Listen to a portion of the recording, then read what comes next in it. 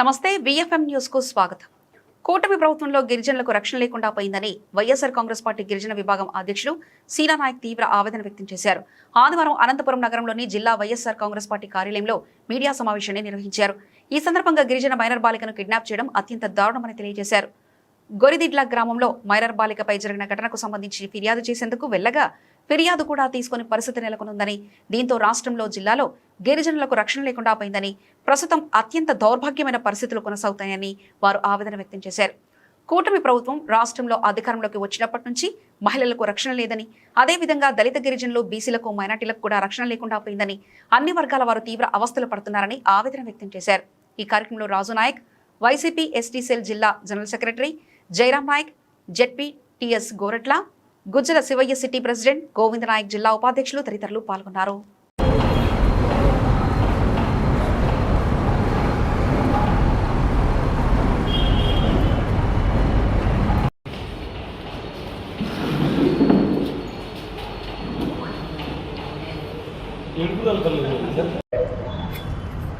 ముందుగా పాత్రికేయులకు, మీడియా మిత్రులకు అందరికీ నమస్కారం. ఈరోజు ప్రెస్ మీట్ పెట్టడానికి కారణం ఏమంటే,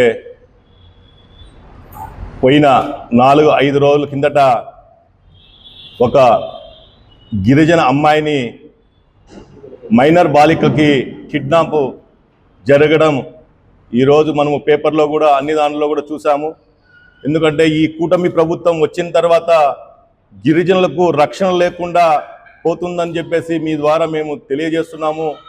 రాష్ట్రంలోనే కాదు, ఈ జిల్లాలో ఇప్పటికీ గిరిజనుల పైన అత్యాచారాలు, మానభంగాలు ఎన్నో జరిగాయి. మైనర్ బాలికలకు కూడా రక్షణ లేకుండా పోతుంది ఈ కూటమి ప్రభుత్వంలో అని చెప్పేసి మీ ద్వారా తెలియజేస్తుంటున్నాను. ఎందుకంటే ఆత్మకూరు మండలంలో గొరిదిల్ల గ్రామం నందు మొన్న ఒక గిరిజన మైనర్ బాలిక మీద కేసు పెట్టడానికి వెళ్తే కేసు కూడా తీసుకోకపోవడం ఎంత నిర్లక్ష్య ధోరణినో మీ అందరి ద్వారా తెలియజేసుకుంటున్నాను.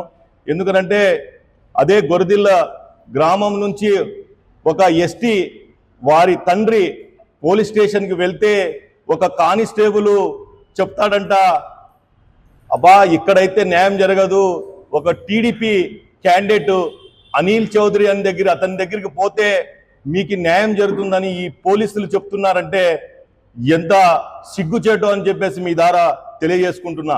ఎందుకంటే ఈ కూటమి ప్రభుత్వం గిరిజనుల పట్ల ఎంత నిర్లక్ష్య ధోరణి చూపిస్తుందో తెలియజేసుకుంటాను. ఈ జిల్లాలో ఇదే ట్రైబల్స్కి చెందిన TDP candidate ST commission member Venkatappa అని కూడా అతనికి కూడా ఉన్నాడు, ఇదే జిల్లాకు సంబంధించిన అతనికి కూడా మేము తెలియజేసుకుంటున్నాము.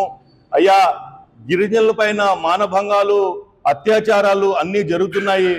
మీరన్నా ఈ జిల్లా వాసి, మీరు కూడా ఒక ఎస్టీ కమ్యూనిటీకి చెందిన వారు కాబట్టి మీరన్నా తెలియజేసుకొని ఈ గిరిజనుల పైన దాడి జరుపుకోకుండా మీరన్నా కొద్దిగా ముందుకు వెళ్ళి గిరిజనులు బాగోగాలు చూడండి అని చెప్పేసి మేము ఆయనకు కూడా అడుగుతున్నాము. ఇదే పోలీస్ డిపార్ట్మెంట్ కూడా ఎందుకు అడుగుతున్నామంటే, ఈరోజు మీరే ఒకరిని కాపాడాల్సిన వారు మీరే, ఇవాళ మీరు ఒక టీడీపీ వాళ్ళ దగ్గరికి పోయి పంచాయతీ చేయమని చెప్పేసి చెప్పడం ఎంతవరకు సమంజసమో అని మీ ద్వారా తెలియజేసుకుంటున్నాను.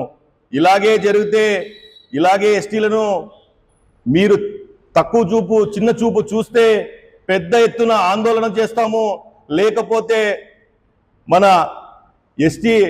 ఎస్పీ ఆఫీస్ దగ్గర ధర్నాకు కూడా మేము కూర్చుంటామని చెప్పేసి మేము గిరిజనులంతా ఏకమై మా ఉనికిని మేము కాపాడుకుంటామని చెప్పేసి ఈరోజు మీ ద్వారా తెలియజేసుకుంటున్నాను. అలాగే రాబోయే కాలంలో ఇలాంటి పరిస్థితి జరిగితే వారికి న్యాయం జరుపుకోకుండా, ఎవరైతే అమ్మాయి మైనర్ బాలికకు న్యాయం జరుపుకోకుండా, వాళ్ళ తల్లిదండ్రులకు న్యాయం జరుపుకోకుండా ఉంటే పెద్ద ఎత్తున ఆందోళన కూడా దిగడానికి మేము సిద్ధంగా ఉన్నామని చెప్పేసి మీ ద్వారా తెలియజేసుకుంటున్నాను.